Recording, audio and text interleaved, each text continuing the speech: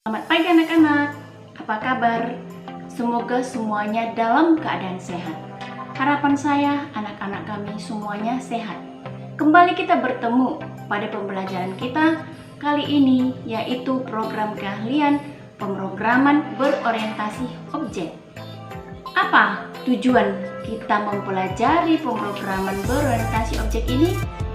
Yaitu supaya siswa mampu memahami paradigma pemrograman berorientasi objek dan supaya siswa mampu menganalisa perbandingan pemrograman prosedural dan pemrograman berorientasi objek.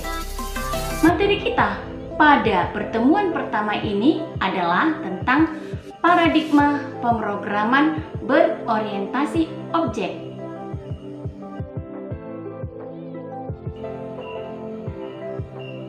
Paradigma pemrograman berorientasi objek mempunyai ide dasar, yaitu mengkombinasikan data dan fungsi untuk mengakses data menjadi sebuah kesatuan unit.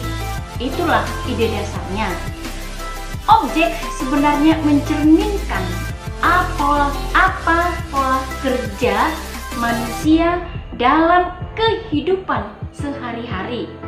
Sebagai contoh, kita ambil objek dalam sebuah departemen, yaitu yang pertama ada itu penjualan, kemudian akuntan, kemudian personalia. Nah, bisa kita ibaratkan seorang manajer akan merasa kewalahan dalam melihat atau mencari berkas-berkas yang ada di dalam kantor. Bisa semuanya dalam keadaan berantakan karena tidak tersusun rapi dan tidak menjadi satu kesatuan sehingga sulit untuk mencarinya. Nah, untuk hal seperti ini diperlukan satu objek. Apa itu yang dimaksud dengan objek?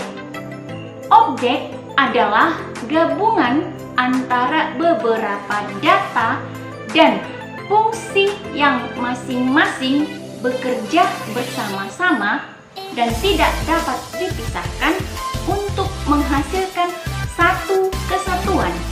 Nah, misalnya kita ambil satu objek. Objek apa yang kita ambil? Nah, misalnya di sini kita ambil suatu objeknya singa. Singa merupakan objek dari binatang buas. Singa merupakan objek dari binatang buas. Sedangkan manusia merupakan objek dari makhluk ciptaan Tuhan. Nah, itulah satu contoh objek. Tadi binatang buas itu adalah singa. Jadi objeknya itu adalah singa. Kemudian manusia merupakan objek, yaitu ciptaan Tuhan. Nah, bisa kita ambil satu contoh tentang objek ini, yaitu objek mobil. Nah, kita mengenal mobil. Objek mobil itu apa saja? Jadi dalam objek mobil itu ada dua, atribut dan operasi. Apa atribut daripada mobil? Yang pertama adalah bahan bakar. Yang kedua adalah roda. Yang ketiga adalah kecepatan. Nah, itu adalah atribut dari objek mobil. Nah, kemudian operasinya apa? Operasi dari mobil itu yang pertama, ya dia mau mogok. Kemudian yang kedua, berjalan, mobil berjalan.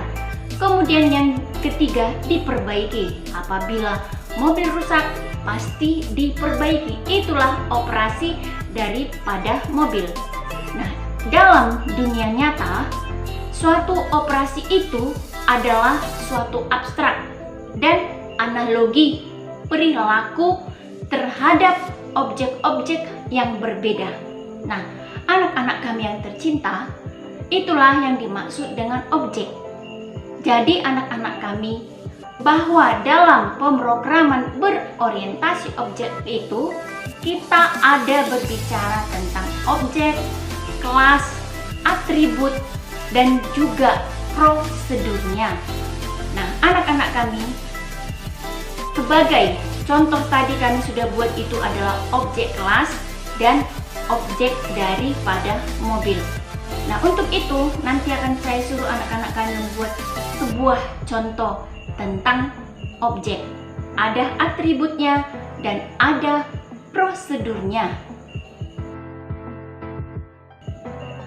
Anak-anak kami, dari pembelajaran kita, saya membuat kesimpulan bahwa objek adalah gabungan antara beberapa data dan fungsi yang masing-masing bekerja bersama-sama dan tidak bisa dipisahkan.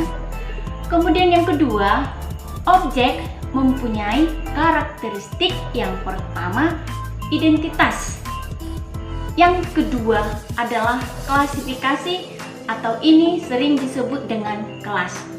Nah, semoga dengan materi kita hari ini, anak-anak kami bisa mengerti dan bisa memahami apa itu pemrograman berorientasi objek.